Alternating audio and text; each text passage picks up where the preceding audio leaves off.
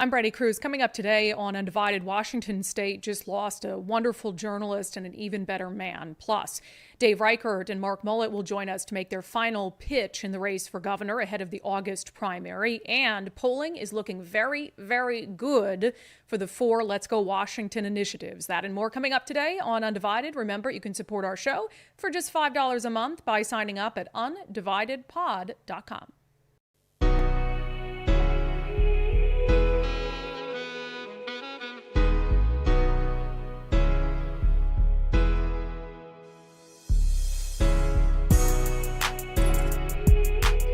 Hello and welcome to Undivided. Thank you for being here. Thank you so much for your commitment to giving common sense a comeback. I want to start with some heavy news today. I'll get into some frustrations I have, disappointments I have in the conduct of people on my social media pages coming up. I'm not mad, I'm disappointed. So put a pin in that and I'll talk about it after I get to the headline here. So Washington State lost a tremendous journalist this week, Matt Driscoll, who has worked at the News Tribune for several years. He is the News Tribune columnist and an opinion editor. He passed away Sunday, only 43 years old. The news about this just came out yesterday, and man, it hit me like a ton of bricks. It was interesting because I was having a off-the-record conversation with someone in politics, and they were telling me that someone with the News Tribune had passed away, and I guess I didn't even think that it was Matt Driscoll because I had just been exchanging emails with him not a week ago. And again, he's just so young. And this is just devastating. I mean, I've known Matt Driscoll for a really long time. Matt used to work back when I was a crime and justice reporter and a reporter covering City Hall in Seattle. He worked for the Seattle Weekly at the time. This was many, many years ago when we were both much younger than we are now. And he was always so supportive of my work. He had written 2 articles for the Seattle Weekly about my reporting covering riots and protests and was always very kind. And I think one of the things that struck me about Matt is, he and I are pretty opposite when it comes to our political beliefs. And, he's was very liberal and I don't consider myself very liberal, certainly, but he was always so respectful. One of the nicest guys you could ever meet, genuinely kind, genuinely cared about his profession, about putting good information out there for people in Washington State, genuinely cared about his community and the state. And yeah, he had his opinions, and not everyone always agreed with his opinions, but that's the way that this market is. And that's the way journalism is.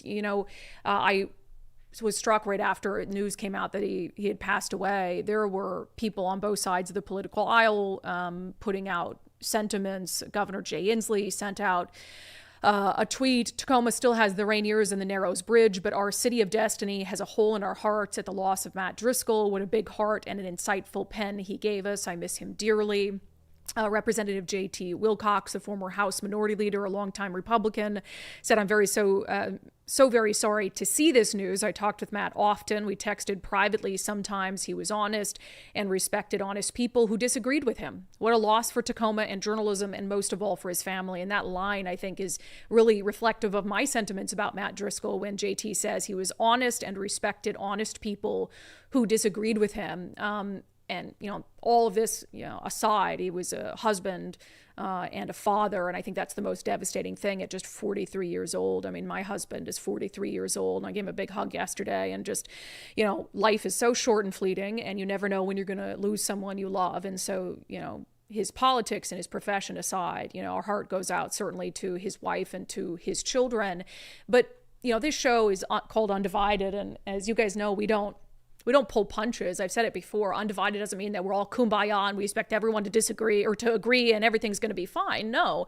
Undivided is about rejecting sort of the fringes and these false narratives that are meant to divide us. And I think Matt Driscoll, although he was on the opposite side of the political aisle as I am, certainly, he was very good at that. He was very good at seeing the good in people and in listening to opposing viewpoints and in valuing them and in not acting like he is always right and his positions are always right and righteous and no one else can have a position as righteous as he is. I thought he was tremendous at that. And in fact, Matt, after he left the Seattle Weekly, he and I had reconnected in the last 6 or so months because he was willing to platform me at the Tacoma News Tribune. I have been very critical of the mainstream media ecosystem in Washington state. And for that reason, I've become a little persona non grata with some of the mainstream outlets. I had been doing op-eds for the Seattle Times, and then I was pretty critical of the Seattle Times and hadn't been doing any op-eds for them since I'd ratcheted up my criticality of them.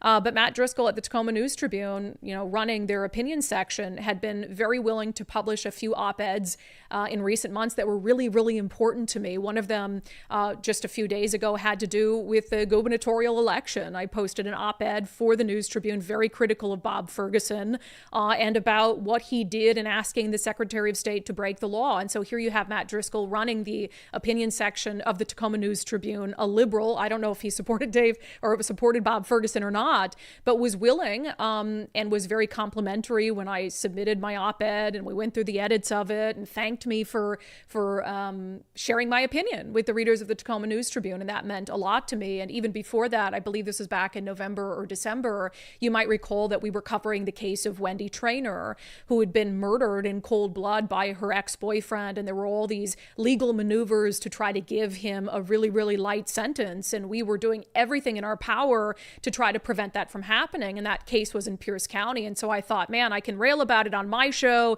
to our audience, but I think the people who really need to hear what a miscarriage of justice this is are the readers of the Tacoma News Tribune. So I reached out to Matt Driscoll and I said, hey, I know that we're touching on some touchy topics like around race and criminal justice, but would you be willing to publish my op-ed on this? And he was eager to, again, despite the fact that I'm sure he disagreed with some of the contents of it, but he understood that it was important to get justice for Wendy and to have a perspective out there that diverged maybe from his and from a lot of viewers and listeners and readers. And you might recall that, just a few days after we published that op-ed, I don't know if it had anything to do with it, but the judge decided to give Josh Ellis a stiffer sentence than had been agreed to with prosecutors. And I really do credit Matt Driscoll for being willing to publish our words about the Wendy Traynor case and for being willing to platform opinions that diverged so much from his own. And so I valued him. That's always the kind of person that he was. And he understood that, there need to be differences of opinion. And even though I had been critical at times, I have been critical on the show of the Tacoma News Tribune. I've been critical of op-eds in the Tacoma News Tribune. But that didn't bother him, and he still was willing to publish my opinions and my thoughts anyway. And I think that speaks to what kind of person he was. And this is where I come full circle to the start of my show. I was disgusted. I was genuinely disgusted to see people on my social media pages suggesting that they were okay with a 43-year-old husband and father dying because his political opinions were different than theirs. That's not the environment that we're trying to foster on this show and in this state and in this country. If I have led you to believe that that's the environment that we're trying to foster, then shame on me. I think back to when we lost Dory Monson and the hate and the vitriol that were spewed by people on the left when we were suffering and sad. And I have taken names, and I'll never forgive those people. I'll never forgive those people for making Dory Monson's death about politics. And I'm watching the same thing happen right now. People on the right pulling up old articles that Matt Driscoll did, old opinion pieces during the pandemic and things, and having no care or concern or empathy for a family that's without their loved one. And it really is so disappointing and so disgusting. And there's no space for that on this show. There's no space for that on my social media platforms. I will not tolerate it. You're entitled to your opinion, but that's a disgusting opinion to have. Some things are not political. Matt Driscoll was a good man. He was a good journalist. He was a good person. I am sure he was a good husband and father. If you look at his social media pages, so much of them were just about his kids. And in that sense, he reminds me of Dory in that sense. Like, when I think of Dory, I don't think about politics. I think about his daughters, and I think about his wife, and I think about what a good husband and what a good father he is.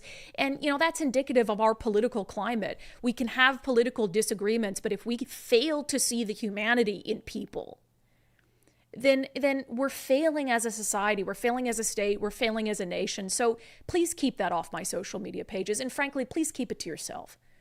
Again, you can have political disagreements with people, but there are some things that are not about politics.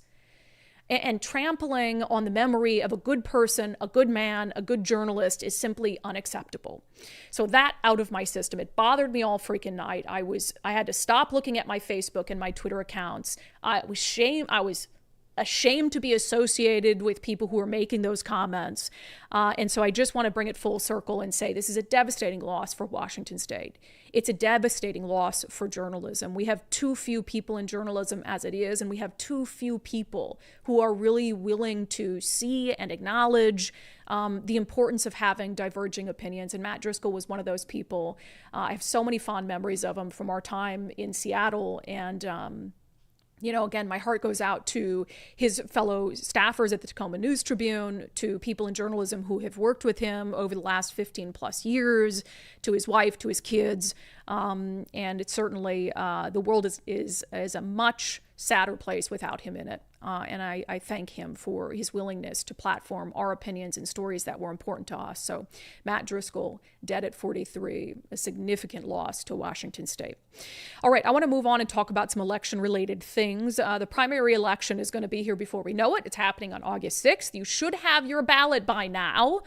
We talked on the show about some suggestions that I made for who to vote for, but you do you. All I can do is cover the races, talk about issues I think are important, and you go from there. Now, in the race for governor, there are really four candidates that I think have risen to the top of what is a really big pile of candidates. There's like 30 candidates in the race for governor. And man, if you're not a connected voter and you're looking at that ballot, it takes up like a full column of the ballot. You're probably like, what do I do with this? So obviously you have Bob Ferguson. You have Dave Reichert. I think those are probably going to be, unless something insane happens, the people who advance past the primary election. You also have on the Republican side Semi Bird, and you have on the Democratic side as a more moderate option Mark Mullet. Now, I have endorsed Dave Reichert. That's very clear. I think that he's the best person for this moment in Washington State. But also, I really value Mark Mullet. I think for someone who just is telling themselves, I simply cannot vote for a Republican candidate, Mark Mullet is a really good option as a Democrat who has shown that he can be bipartisan, who has shown that he can go against his own party when his own party does absolutely wild stuff. So those two being what I believe are the most independent-minded candidates, I wanted to bring them on unDivided today and offer them a final opportunity to make a final pitch to voters of Washington State who might be on the fence. And so we'll start with my choice for governor, Dave Reichert. Dave Reichert, welcome back to unDivided. Hey, I'm happy to be back. Thanks for having me. Yeah. So what have you been focused on this summer leading up to the primary, which is just in a few days? Gosh, the major focus is to reach out to every person in Washington State that's that's ready to vote and change Washington State. So we've been traveling the state and just meeting with as many voters in Washington State as possible.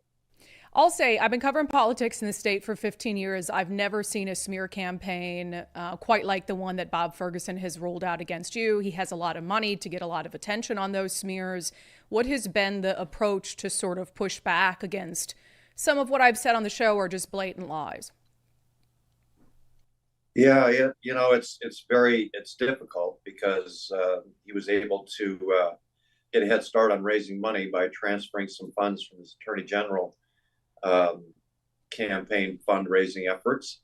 So that put us a little bit behind. We have raised about $4.2 million. It takes a lot of money to run ads. He's running about $2.5 million worth of ads right now. We're running about $500,000. And what's frustrating is that he is a politician. He is a politician. I'll say that over and over again. Who spreads lies and and spreads fear. And it's frustrating because I've spent an entire career trying to reduce fear. And, I've been on the witness stand my entire career, and raised my hand to tell the whole truth and nothing but the truth. So help me God. So I come from a different world than he does. And what you see is what you get with me. Has that been working? I mean, do you have voters who come up to you and express concern over the things that Bob has been talking about around, abortion, for instance, or same-sex marriage? Yes. Even in the parades, some people are coming out and saying, "Hey, what about this ad, that Ferguson has put up?" And I said, it's untrue.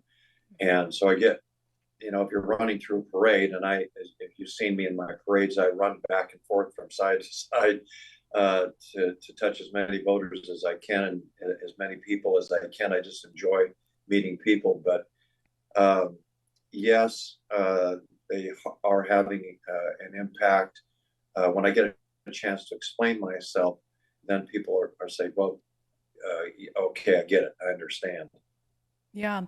So, this is about, obviously, we'll have you in for a sit down if you make it through the primary election and talk a little bit more about the specifics of your platform. But for Washington voters who are, maybe not thrilled with the direction of the state and who are torn and trying to make up their minds, what would be the fundamental difference with having a Governor Dave Reichert over a Governor Bob Ferguson? Yeah, I think bottom line is that people are tired of constant news reports of crime. They're living in a community where their cars are being stolen, their homes are being broken into. They may live in a community where the homeless are living on the streets, where people are using drugs. If they're tired of that, then they need to vote for Dave Reichert. If they want to increase police presence and have a safe community, they need to vote for Dave Reichert. If they want to reduce homelessness, they want to help those people on the street that are addicted to especially fentanyl and other dangerous drugs. If they're mentally ill, then vote for Dave Reichert. If you want to lower costs, lower taxes, you want to use the energy that you want to use in your home, then vote for Dave Reichert. If you want to have some control and some say over what school your child goes to and what your child is learning in school, then vote for Dave Reichert. Those are some of the quick top line messages that I can give. If you want honesty in government, then vote for Dave Reichert. I've got a record of honesty throughout my 33 years in the sheriff's office and 14 years in Congress. I'm ready to serve. I'm doing this because I want to make a difference. I want to bring balanced government back to Washington State. Far too long, we've had one failed solution after another. Let me end with two questions, just to be clear, because I think for people on the fence, these are going to be two fundamental things they've been seeing all over the place. I've said I'm pro-choice. If I thought for 1 second that you were lying, that you would go try to do something to erode a woman's right to choose, I wouldn't support your campaign and I wouldn't vote for you. So for voters who have seen the ads from Bob Ferguson saying that you would erode the right of a woman to choose what to do with her body, you say what? I say absolutely not. That question has been asked and answered. We've had a law in the state since 1970. It's been codified in law several times since then. Obviously, Supreme Court has said, look, this is a state rights issue. It's the people of the state of Washington that need to make this decision. I have no desire at all to change the abortion laws in Washington State. I did not vote for a nationwide ban on abortion. I don't know how much more clearer I can make it. I don't think the governor should have that power, should make that decision for the women and the voters of Washington State. I believe that the voters of Washington State should make that decision. Yeah. And this is what I'll end on, because anything can happen in elections. Like, look, I think that you're going to make it past the primary, but crazier things have happened. There's a few other candidates in the race. There's been a division amongst Republicans. What would you say today to conservatives who do not believe that you're conservative enough to earn their vote? Well, I mean, their choice is Bob Ferguson or Dave Reichert. I think that's an easy choice. Uh, I'm a person who makes decisions based on facts. I am not an ideologue. I'm just going to be upfront with everybody. Look, I want to be the guy who says, let's bring Washington State together. That includes everyone from Washington State. I think there's a lot of frustrated people in the middle that want to address the issues that we're facing today. And I want to encourage everyone from the left, from the right, and from the middle to come together. Let's work together. Let's find solutions. Let's look at the facts and let's move forward and fix Washington State. That, again, a final pitch from Republican candidate for governor Dave Reichert. As I mentioned, I think there are a couple good options among the 30 that candidates who are running for governor, and one of them is State Senator Mark Mullet, a Democrat who I have come to respect tremendously for his willingness to push back against the worst impulses of his own party. So I invited Mark on the show as well today to make his final pitch to voters. Mark Mullet, welcome back to Undivided. Hey, glad to be back. Yeah. So talk about how you've spent your summer, trying to make the pitch to voters ahead of the primary.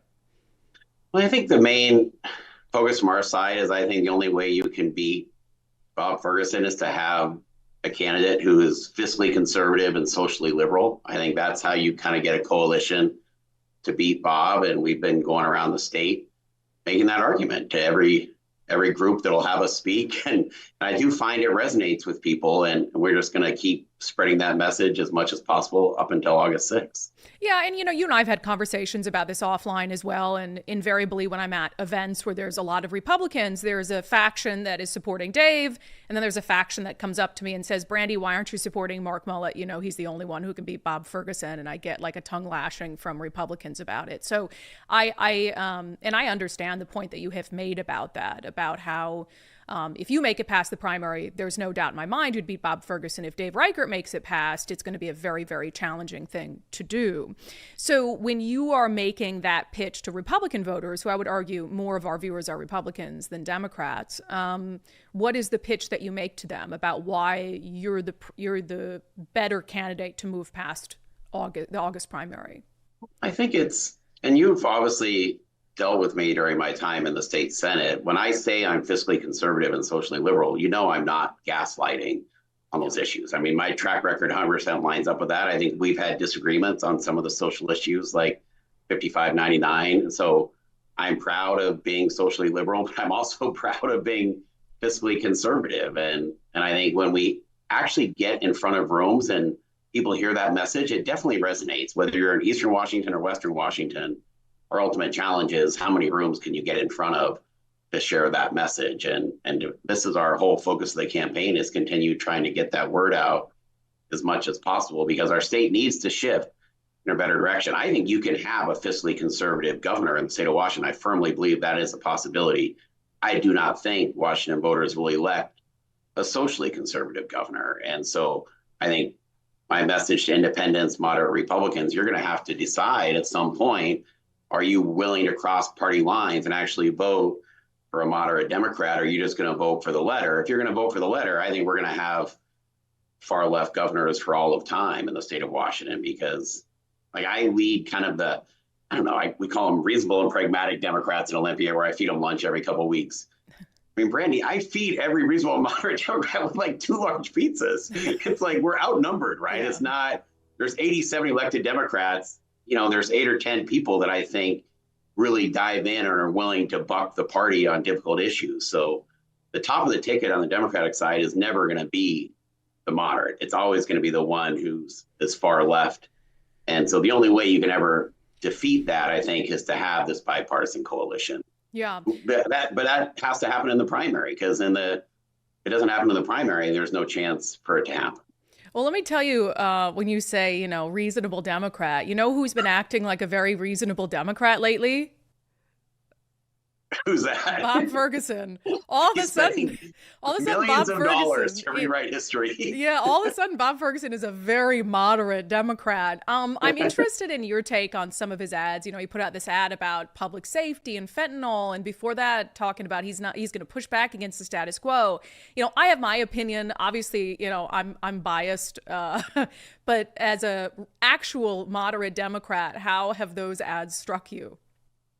Just offensive. I mean, I think you've said it on the show. It's gaslighting. That's what he's doing. He's spending millions of dollars to rewrite history. And if you go back to his original launch video, his original launch video was he was trying to make sure he wasn't going to get outflanked from the left.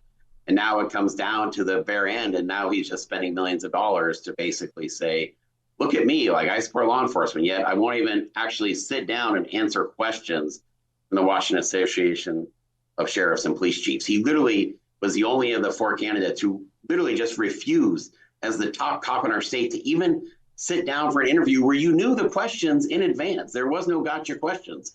And the fact that he actually spent the time and money to record an ad rather than just meet with actual police and hear what their concerns were speaks volumes about his character. Yeah. Speaking of character, because that's, you know, what we've seen, it's obvious to me, it's obvious to you, this rewriting of history. I will say, I was shocked and saddened, and I don't get sad often in politics, that the Seattle Times didn't endorse you. I had even told you at some point, I was like, oh, they'll endorse you. That's not even a question in my mind. I thought they'll never endorse Bob Ferguson, you know, all the transparency issues that he's had, public safety, wants to legalize hard drugs. Were you as surprised as I was, or not so much? That was a rough day. I'll be honest. That was a rough day. And so there was a recent op-ed written in to kind of, I think, criticize the Times for their endorsement of Bob. And I thought that did a good job of articulating the differences between Ferguson and myself. But I will admit it was tough. And I feel like I'm fighting a battle because I say when you are socially liberal and fiscally conservative, you don't naturally fit into either home. It's like you come out and say, I support gay marriage and women's reproductive rights. And I also hate the long-term care payroll tax. And so just on those three issues, you've managed to upset people on both sides of the political spectrum. And that's the ultimate challenge for me in this entire race is I just don't fit cleanly into that box of, you know, all Democrat or all Republican. Like I'm really proud of the Democrats on these social values, but it doesn't change the reality that I've been the most vocal against the long-term care payroll tax since the bill was introduced in 2019. And I'm not going to back away from that. And so I am going to always be transparent and honest of where I am. And like I said, we have a couple of weeks of people filling out ballots and that's it, right? So our hope is, you know, I just wanted voters to have the choice to actually vote for somebody because I have been sympathetic. I think Republicans say, I feel like my vote in Washington doesn't count.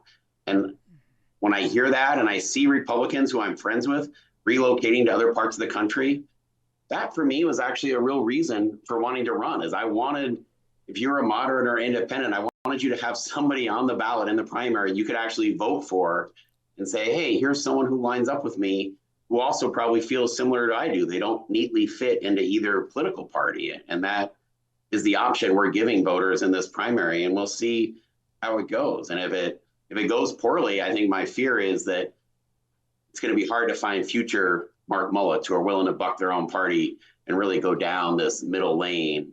Because if voters are only going to vote based on the letter in the primary, that makes it really hard. Yeah, I told you all along you should have run as an independent. I would love to see an I next to your name. I think it's more fitting of what you are. And I'm curious, have you?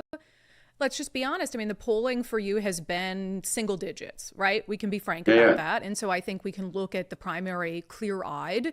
I would rather have you in government in some form. I mean, people who watch this show will know that you have almost single-handedly been responsible for killing some bad bills and resuscitating some necessary ones like police pursuits. So, you know, given the fact that you've pushed pretty hard against Democrats, you've done some things they haven't liked, like exposing the fact that they sold an endorsement to Bob Ferguson for $1 million. Are you persona non grata with Democrats if you lose this election? Is that the end of your political career? I don't think that's the case. I mean, I think that I will admit I love public service. I'm not obviously a very partisan politician. I just have never gotten any joy out of just yelling and screaming at the other side of the aisle. And there's nothing that could ever happen that would change that. So I'd rather not be in politics. If the only way you can be in politics is to yell and scream the other side of the aisle, it's just not of interest to me. But I will, we'll see how everything goes and we'll see what the voters say. But, at this point in time, yes, people have their ballots, right? And they've got time to influence it. And I think I completely understand what you're saying. The polls are the polls, but the only poll that at the end of the day matters is how people actually vote when they fill in their bubble. And most people obviously have not voted yet. And so this is why I'm always willing to go on your show. Like I said, I like the fact that even when we disagree, it's done in a way that I think is very professional and respectful. And I know you and I haven't agreed on some of these social issues, but you've never done it in a way that's made me be like, oh, I'm not going to go back on her show again. It's like, it's always done in a way that seems, like I say, professional, which well, you're not a coward, because when we disagree, like 5599, you were in studio sitting next to me explaining why you voted for it. And so I appreciate people who aren't cowardly in their positions and are willing to come and defend them. By the way, if I haven't mentioned it before, the mullet time signs are my favorite political signs of the cycle. There's a couple outside where I go work out in Issaquah, and I love them. So brilliant. But Mark Mullet, make your final pitch to voters who are on the fence. My final pitch is our state needs to change in a more reasonable direction. That change is not going to happen through somebody who is conservative on the social issues, because the Washington voters in November are not going to go for that. So we're down to the final hours here, right? Where if people want to see change in our state, they're going to have to really look at what's the candidate that has the ability to have a bipartisan broad coalition of business and labor groups supporting them, public safety groups supporting them, who can actually take on Bob Ferguson and isn't going to be susceptible to these attacks like we've seen around women's reproductive rights and other things, where they can't attack me. They can attack the Republican candidates, but they can't attack me on those issues. And I think that's our best path going forward, to actually have change in the state of Washington. And I've done everything I can. I will have no regrets, no matter how things turn out on August 6th. I will have no regrets. And like I say, I've absolutely loved my time in public service, and it's been really enjoying and satisfying. And I have I'm definitely not second guessing anything that's happened so far. All right, Mark. Well, we'll be watching. Good luck in the August primary, and we'll talk to you soon.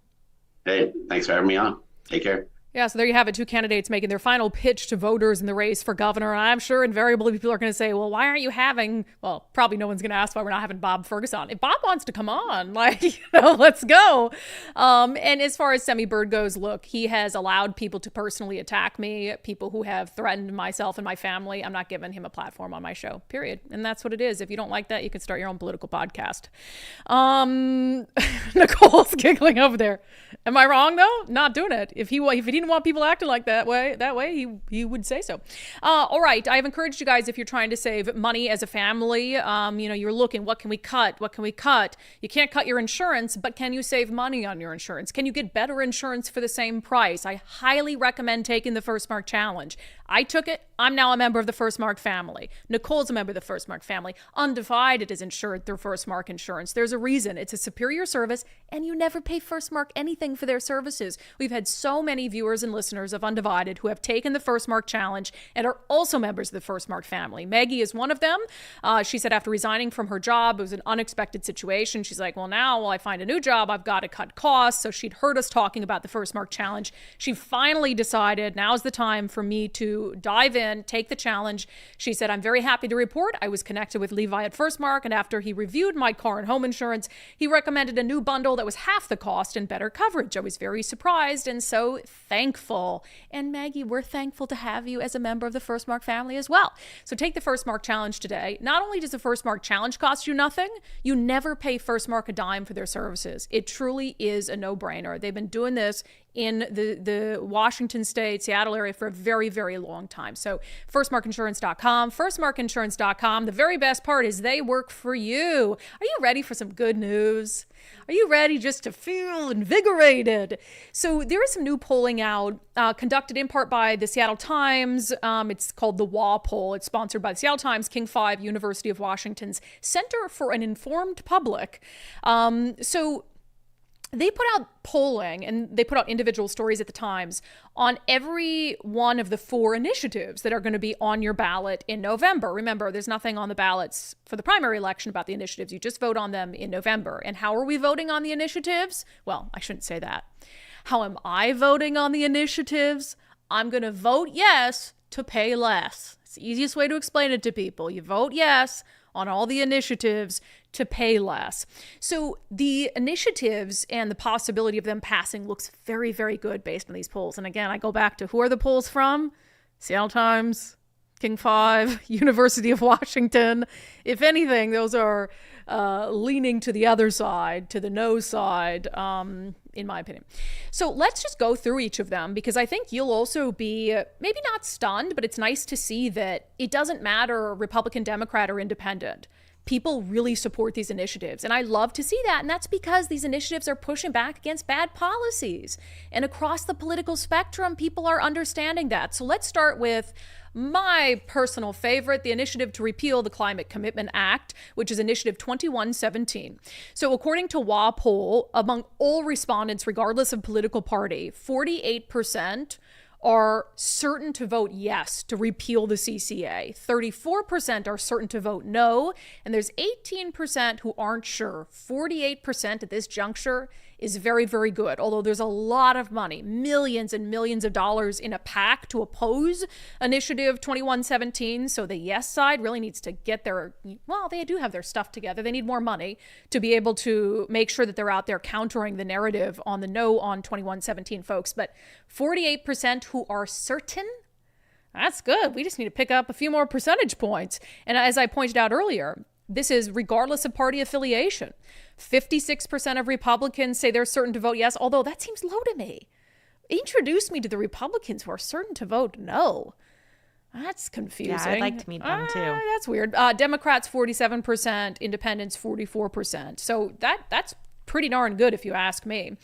All right, the initiative, the newest of all the initiatives on natural gas. So this is the initiative that was just pushed through in a month and a half. They got 450,000 signatures to protect natural gas, to say, no, you can't ban it from our homes or our businesses. You have to have a choice. So it's protecting energy choice. 54% of all respondents in the WAPOL survey say they are certain to vote yes for that initiative. 21% say they're certain to vote no. That's a big discrepancy. Only 21% are certain that they'd vote no. And again, you look at the same thing when it comes to party lines, it really doesn't make a difference. More people are certain to vote yes than certain to vote no. All right, the initiative to make the long-term care tax optional doesn't do away with it. It just says if you want to use the program, then yeah, you can pay into it. But if you don't want to use the program, then you don't have to see money come out of every single paycheck from now until you retire, which is just common sense. 52% of respondents say they are certain to vote yes, and I take that to mean they can't be swayed. So if it's over 52%, that's looking pretty good, right? 27% say they're certain to vote no. You see the same demographics here along party lines.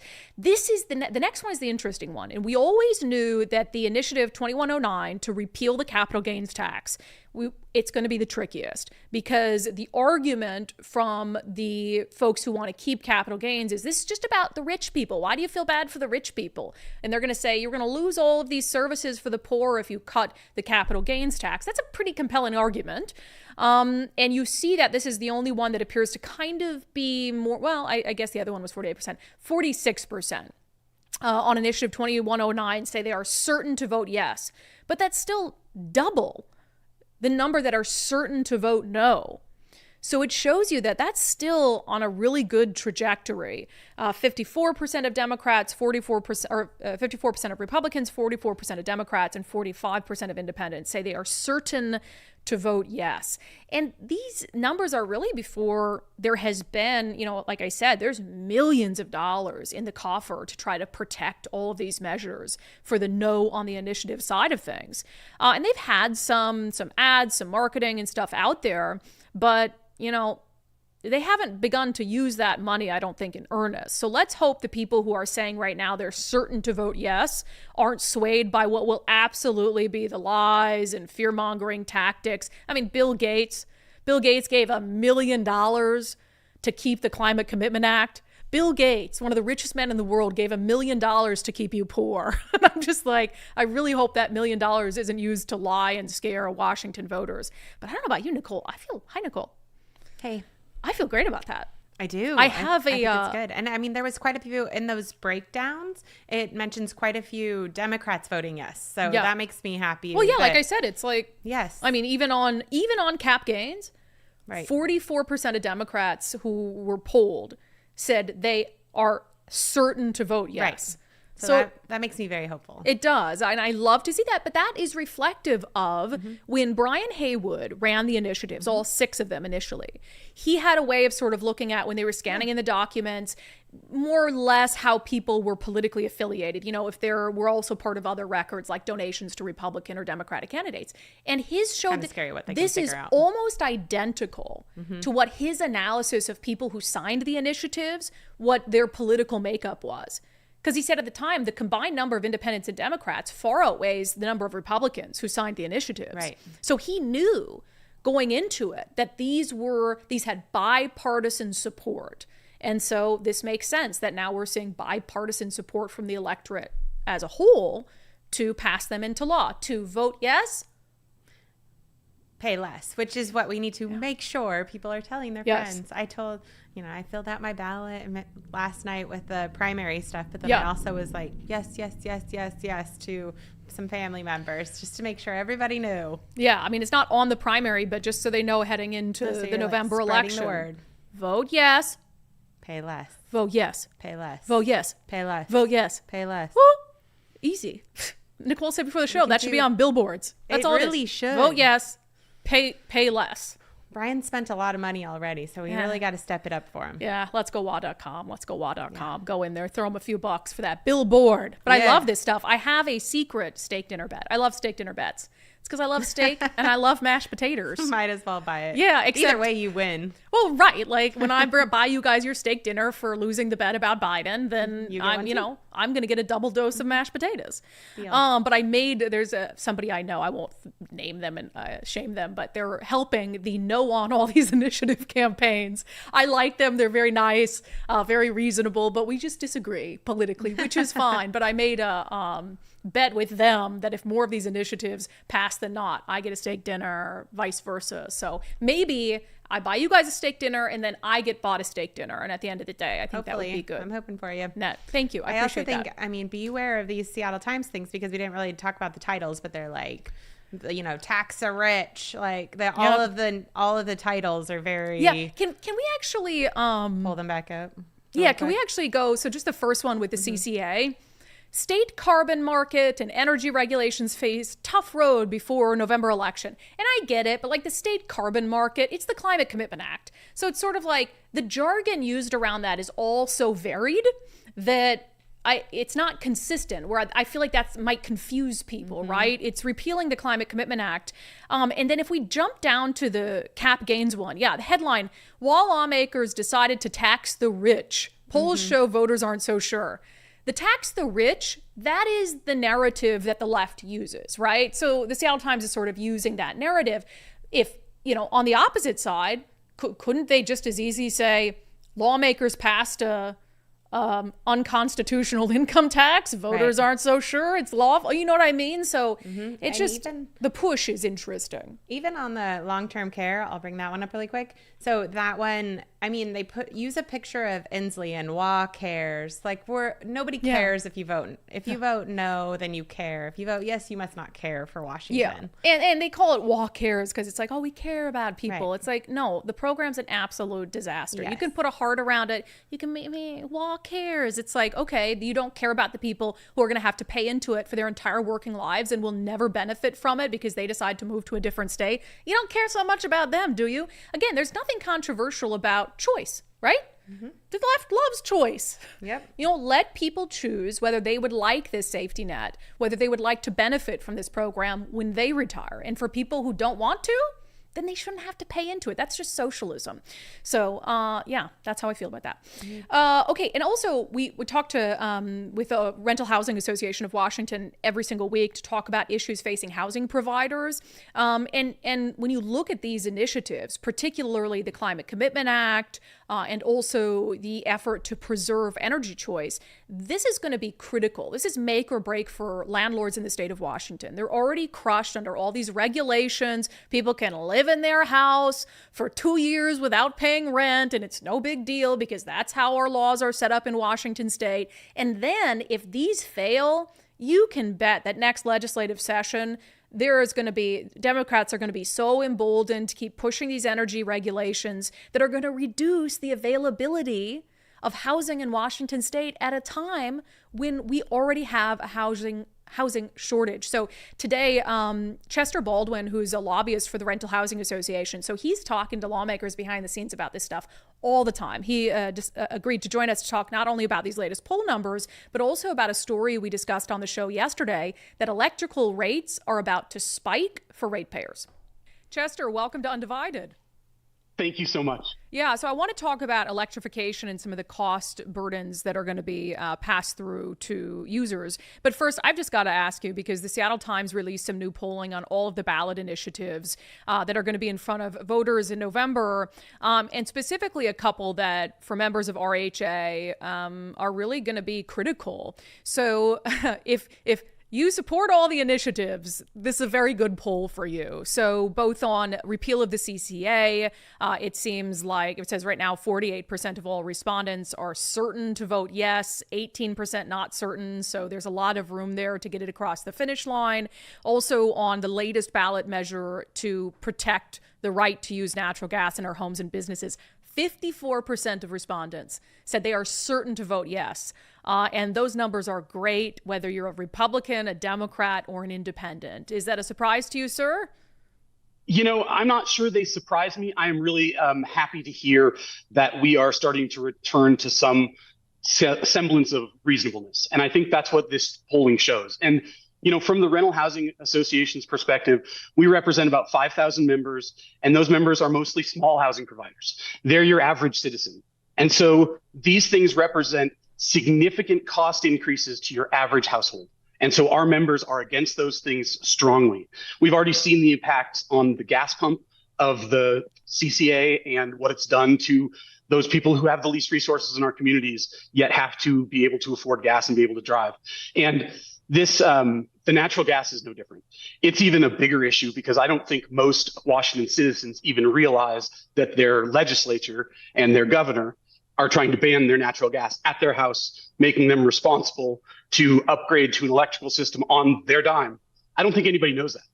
Yeah, and you're in Olympia all the time, I imagine, talking to legislators on both sides of the aisle. Have you ever gotten a good explanation as to how they would expect, you know, lower class, middle class, I would argue even upper middle class households to come out of pocket for electrification? You know, we have a very bipartisan membership at the Rental Housing Association. And so we do a lot of work on both sides of the aisle and hoping that our lawmakers in Olympia can come together and get things done on behalf of citizens. Because, you know, if you look at our legislature before COVID, they did a great job working together in a bipartisan way, not anything like what happens in DC. And I think we've lost a little bit of that since COVID. And I think some of these, what I would call a little more extreme policies are a reflection of that. And natural gas is just the latest of those, but it is a really big one for your average family and your average household who depends on those things.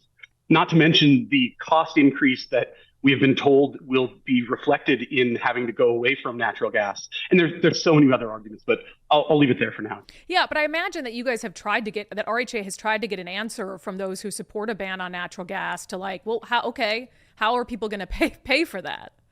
We have not been able to get anyone who can give us a good answer on that, especially at the same time as answering the question of how do we go to all electric vehicles by 2030, as our governor said we're going to do, at the same time where we're talking about blowing up the dam so the salmon can swim upstream. Like, I don't know if our general folks understand where our power in this state comes from and why we have such reasonable electric rates and how much of that is due to the hydroelectric power that we have. Yeah. So I think I think it's a big issue. Yeah, and I guess it's also, to me, about sending a message. You mentioned something early that, these poll results reflect that maybe there's some desire to get back to sanity and, reasonableness.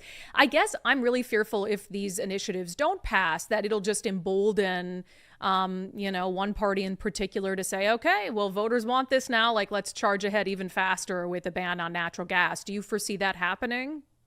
Yes, I think that if the general public does not come out and support the existence and the continued use of their natural gas, even in understanding, the dramatic cost increases that are going to happen to their electric rates and doing that, if they don't come out and support this, it will send a message to Olympia that this is a policy that's supported by the state. And if this is a policy that's supported by the vast majority of residents in our state, then I guess that's our policy.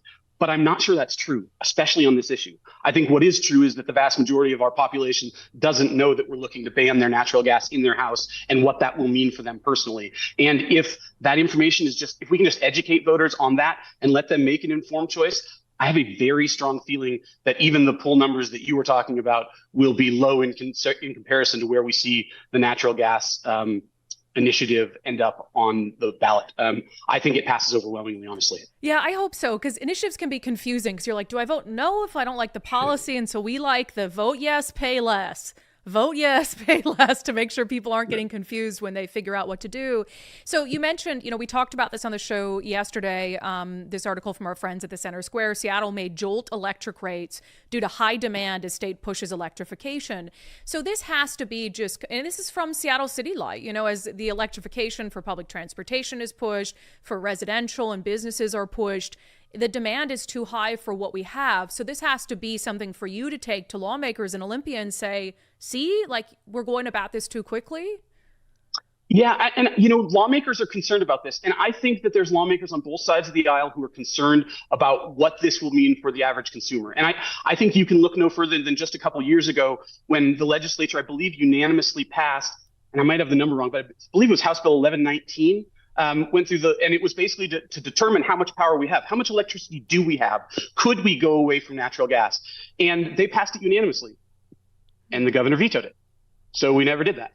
So I think the answers that we've gotten in Olympia from people who believe that we can just ban natural gas seem to be around, we'll figure it out. There'll be some technology that comes in and it'll be okay. But nobody has a plan. And when you don't even offer a phased implementation of something like this over a long period of time with some steps that everybody can get behind and start to say, okay, well, here's how we're going to do this. Like, they're just telling people you have to do it. And I don't want to go too far afield of this, but in the commercial office building industry side, their ability to not have natural gas has already caused big consequences in the city of Seattle and other places because, the systems that they have to go to in order to cool or heat a building that is 1 million square feet, which is basically the size of one of those towers, with electric is almost impossible. And we have some biomedical facilities that cannot do what they need to do with electric only. They have to have natural gas because of the speed that they need to be able to process hot water and boil things and things beyond my understanding. But in addition to that, there's Self-Storage Association. They're against this bill as well because they can't keep their units at the set temperature that they've promised with electricity when it gets cold. Can't happen. So there are some big challenges and no one seems to have answers for those yet.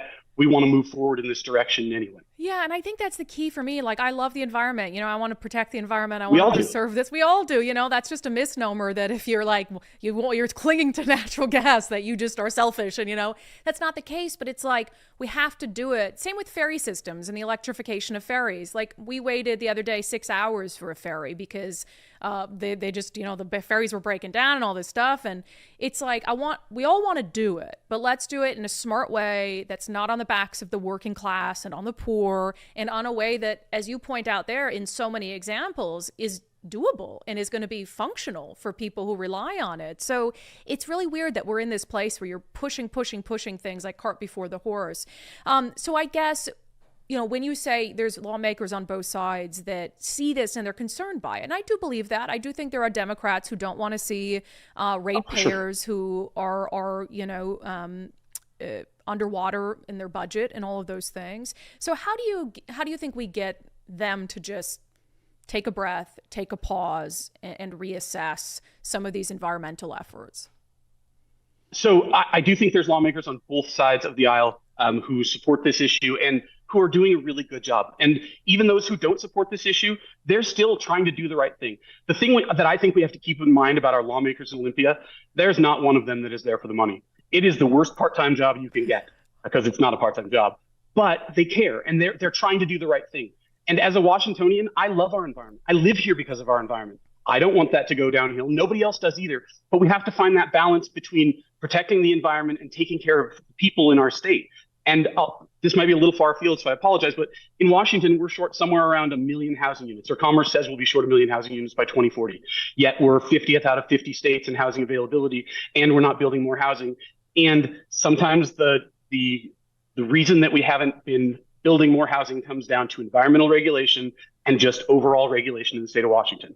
And so we have to at some point determine whether we're going to take care of those million families who can't find housing in our state, or we're going to not avail any other lands in our state to be built on to have new housing, because there's not really more choices. Densification is a great option. We want more housing in our urban cores, but it's never going to be inexpensive housing. It's always going to be more expensive because it is. But those urban areas can often support that, but our rural areas are struggling hard. And so, we're really hurting in housing, and yet our small housing providers are leaving the market in droves because of the things that Olympia is doing on the laws that impact them, and the governor as well. Let me end with this, and you mentioned him there at the end, and I'm just going to be blunt. When it comes to some of these climate policies that seem to be pushed at any cost and for any reason without care or concern for the challenges and the complications, will this go away a little bit when Jay Inslee is gone? The climate governor, we know he's the one who is making phone calls at 2 a.m., pressuring Democrats to push through 1589, the PSE bill. Will this get better when he's no longer governor? I think to some extent, yes. Governor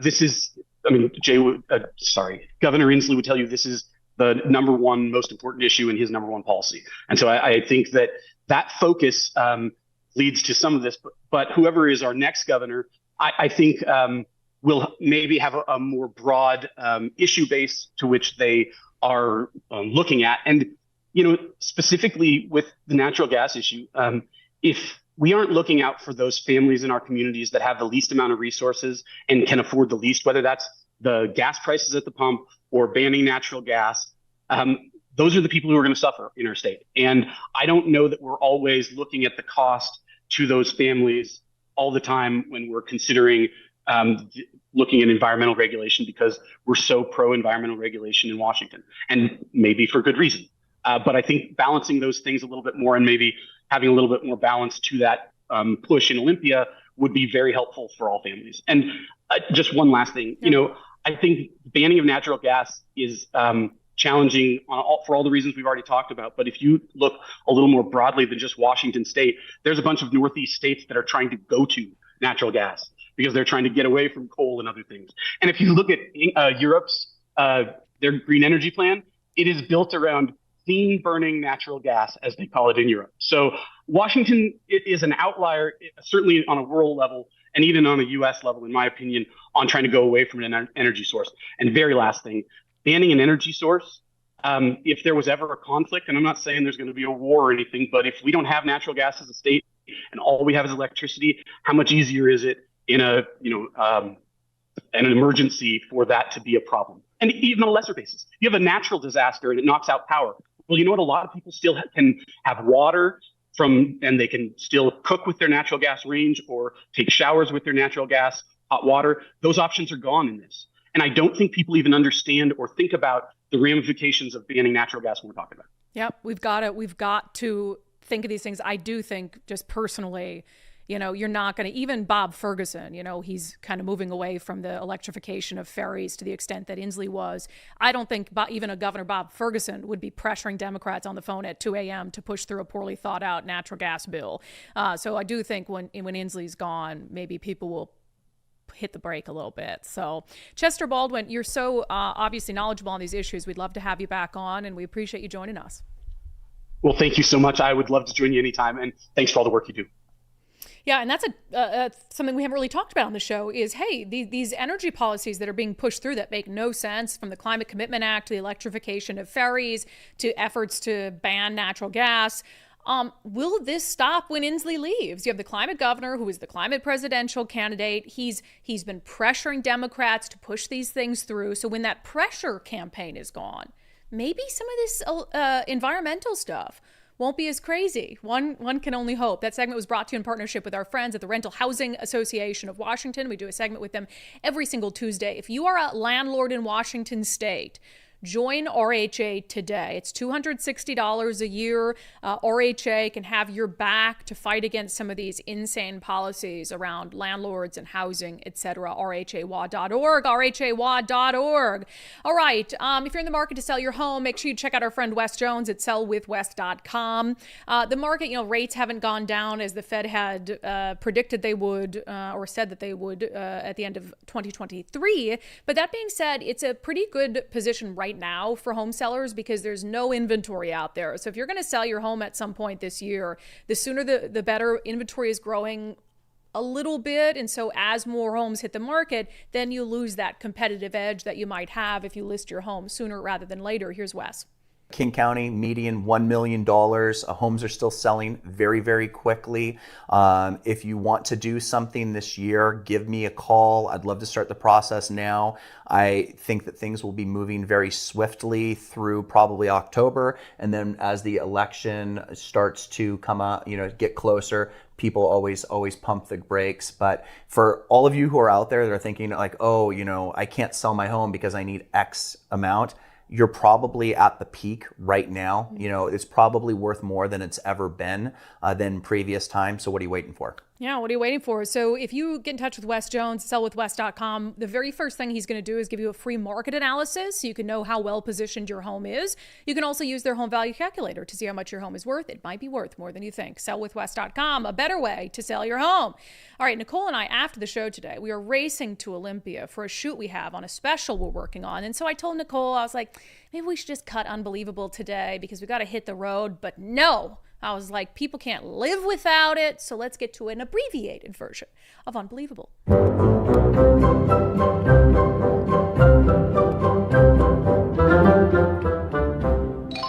Boop. All right.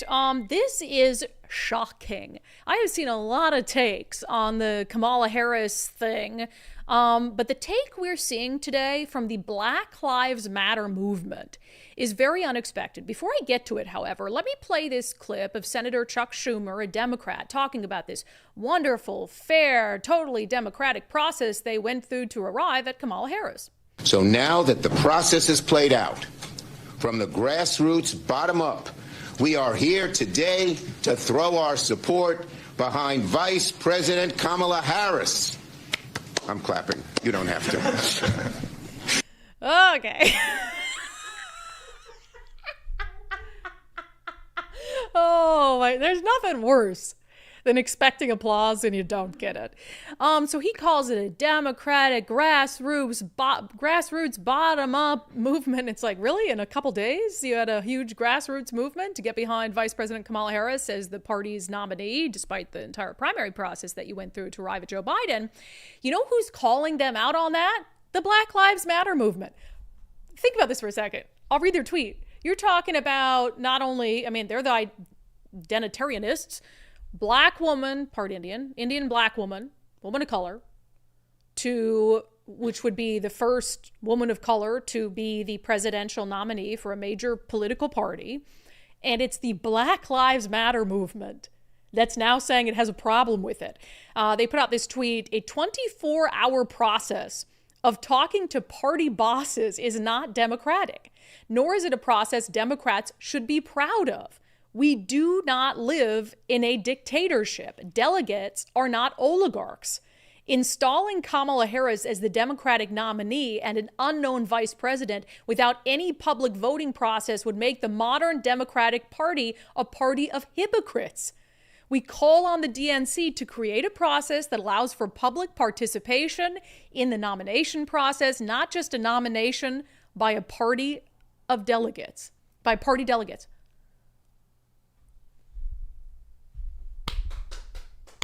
I can't even believe. Yesterday on the show, I praised AOC. Today on the show, I'm praising the Black Lives Matter movement. But it's even more significant because they're the Black Lives Matter movement. Kamala Harris is part black. And even they are like, this stinks to high heaven. And there are some Democrats who have said, look, in order to make this look like she earned it, because she said, I'm going to go out and earn the nomination. How do you earn a nomination in a couple days? You know, there are some Democrats calling for, hey, have a quick open primary process where you do a town hall with a few people who want to enter the race and throw their name in, and then you have delegates decide. And yeah, it'll probably be Kamala Harris, but then it won't look like something that was just automatic, like she was ordained. Because that's what it looks like right now. Who would have thought? Unbelievable. Black Lives Matter movement spewing truths on X today. Gotta love it. A couple quick things on the national front. So I love X, but also the conspiracies really move quickly on X and on other social media platforms, but I think X in particular. So for the last 24 hours, some conservatives on X have been saying that Joe Biden was either dead or in hospice, because he hadn't seen him in a couple of days. You know, he had a COVID diagnosis. He did, very strangely, announce he wouldn't be running for president via tweet, as opposed to making that announcement to the American people. So when you hide the president of the United States at such a critical juncture, well, you're just leaving room for conspiracy theories to blossom, and blossom they did. But now we have proof of life. The president of the United States was seen getting off Air Force One, making a nice little wave to folks, sauntering down the stairs. No trips, right? Let's see if he gets through it. Take him to the bottom of the stairs. Success. Great. So proof of life. So no, Joe Biden is not dead, X. And he also says that tomorrow at 8 p.m. Eastern time, 5 p.m. our time, he is going to be addressing the nation from the Oval Office. He said, I'm going to address the nation on what lies ahead and how I will finish the job for the American people. So in case you were one of those people wondering if Joe Biden was still with us, he is. And he says he's going to speak to the nation tomorrow. I'm sure some people on X will say it's AI, but I don't know how to help you with that. Also, really quickly with some news, the Secret Service director has resigned. I'm actually surprised that it happened that quick. Nicole was saying, I'm surprised it didn't happen sooner. Exactly. The Secret Service director steps down, heeding calls to quit after Trump assassination attempt. And what happened in Pennsylvania was an absolute failure. Kimberly Cheadle owns that, as does any head of a government agency when there was a failure that severe. I think what it was is it's one thing for Republicans to call for a Secret Service director who's appointed by a president of the Democratic Party to resign. But when you lose AOC, I played a long clip of AOC yesterday, but the Secret Service director was under questioning from Congress, and even AOC told her to her face what an epic failure it was. This is about the safety of some of the most highly targeted and valued targets internationally and domestically in the United States of America. So the idea that a report will be finalized in 60 days, let alone prior to any actionable decisions that would be made, is simply not acceptable. It has been 10 days since an assassination attempt on a former president of the United States, regardless of party. There need to be answers. Yeah. And so when you've lost AOC, you've lost the Republicans, you've lost the Democrats, and you've lost their trust and their faith, it's time for you to go. So the head of the Secret Service has resigned. I think that's a very good development, but it doesn't get the agency off the hook for having to explain the failures that led to former President Donald Trump being shot in the head.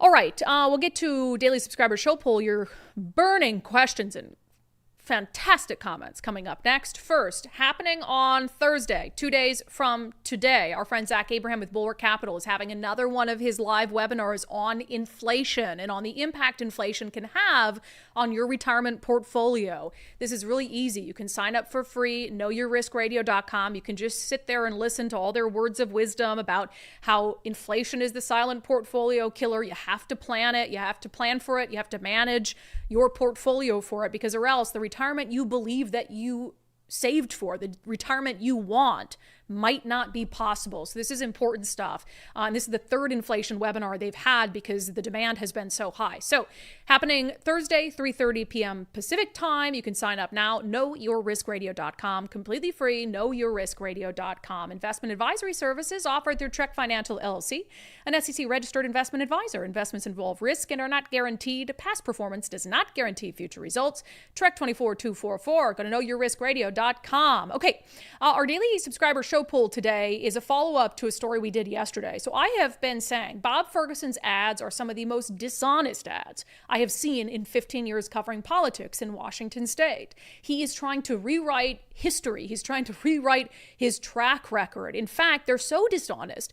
Last week, the Dave Reichert for Governor campaign sent a letter to King TV urging King TV to take more responsibility for the political content, the ad space that it is selling to political candidates, suggesting that King TV has an obligation not to broadcast these falsehoods to its viewership. Now, we don't know if King TV is going to change anything, if they should change anything. And I asked you, because I have my reservations about news stations deciding which ads are factual and which ads aren't. I don't think news fact checkers have been particularly fair. I don't necessarily trust that they'd be fair to Republican candidates and look at a Republican ad and a Democratic ad with the same level of criticality. So I asked you on Patreon, Locals, and X in our daily subscriber show poll, do you believe news stations that sell ad time to political campaigns have a responsibility to ensure that those ads are factual? Across our platforms today, people are saying yes. Aletta Woodworth says if it affects the integrity of the stations accepting the payments for the airing of those ads. Mike Berta says yes, the media is the fourth estate and have a higher standard to uphold themselves or to hold themselves to. HTA says, I'm not sure. I'm not confident in their fact source checking. Media led the charge on several inaccurate facts over the last 10 years. And that's kind of where I sit too, is like, man, who are you going to have fact check those things? Chris, I trust news stations fact checking as much as I trust an 8-year-old with the keys to the car. Rick, they should have that responsibility, but most abdicate it or put up some fact checker lies. Let's get a couple more. Bryce Filippi says, question is, what is fact and what is fiction depends on the point of view of the person who is the fact checker. I've seen many fact checkers vary their checks based on their political persuasion. And that's where I struggle with it. I don't know that you're going to see a fair fact checking depending on the political party of the candidate. But at the same time, I do think it looks bad when a news station, because we struggled with this all the time during elections when I was with Fox 13. You'd be doing your news straightforward, unbiased, and then you'd go to a commercial and it would have a deeply dishonest political ad. And those would fill the commercials in our newscasts all the time. And then it would be like, geez, should I come out of that commercial and fact check that ad that our sales department got money for? It's a really weird position for TV stations to be in, but I think it's something that they ought to think a little harder about, especially as political ads get more dishonest by the day.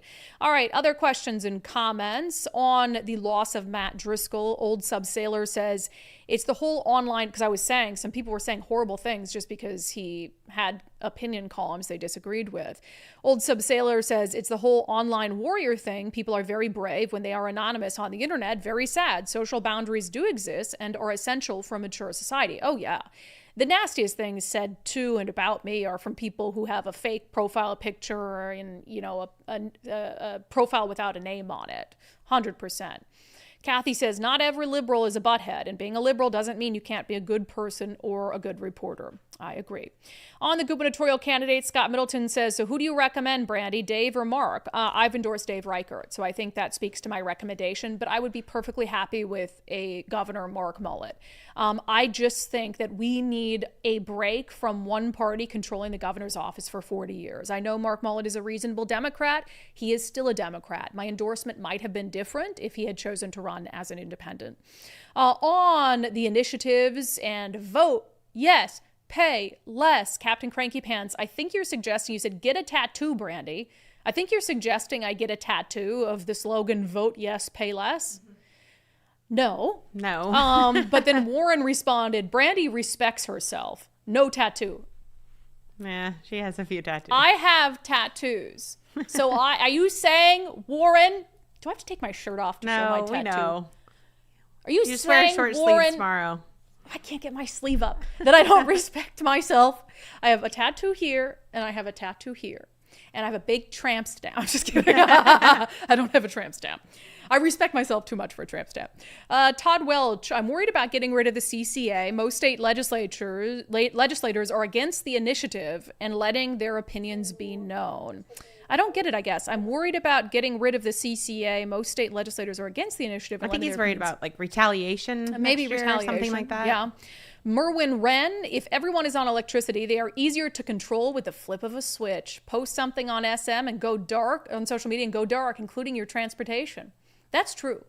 The more beholden you are to the grid, especially if you're someone who's skeptical of government, as I am, that's not a good thing. I was telling Mike, when we build our retirement home in Eastern Washington, I want to be off the grid. Mostly. No. Except for when I text you and say, can I come over? I'm going to say no. No, I'm going to need you there because I want to start a dog rescue, and I don't know if I can handle all those dogs. And I just, I'm going to need help. I'm excited for this idea. Yeah, I think this is great. So anyway, okay. I might have a cat rescue on the side. Yeah, we'll have like one cat, a barn cat. So, all right, good comments per the usual. Let's get to our closing sanity check, shall we? Our sanity check today is an example of how you can be the most anti-woke person and still be victimized by the woke culture and the woke mentality. Elon Musk did an interview with Jordan Peterson, and he was saying that his son, who he says he has lost his son, I mean, certainly figuratively, his son is not dead, but he says the woke mind virus is responsible for killing his son as he knew his son.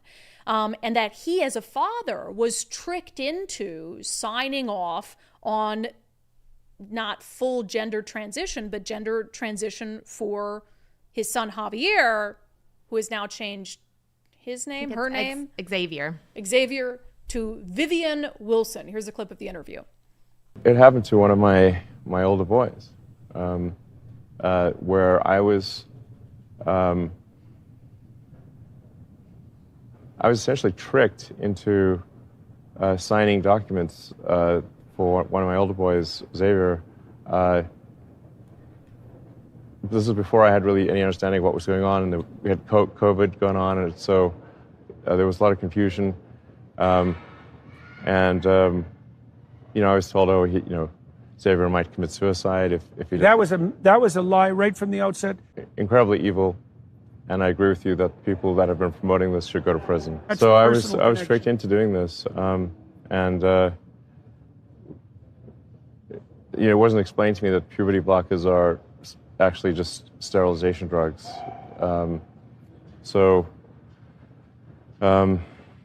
Anyway, and so I lost my son essentially. They call it dead naming for a reason. Yeah. All right, so the reason it's called dead naming is because your son is dead. So my son Xavier is dead, killed by the woke mind virus. I'm sorry to hear that. Yeah. I can't imagine what that would be like. Yeah. So. And there's lots of people in that situation now. Right. It's not pretty, and lots of demolished kids. Yes. Yeah, well, that's a good reason to be the final straw. All right, so I vowed to destroy the woke mind virus after that. And we're making some progress. Yeah, I think that's proof that you can be Elon Musk, you can be anti-woke, but you can still be fooled. And we have to be on high alert.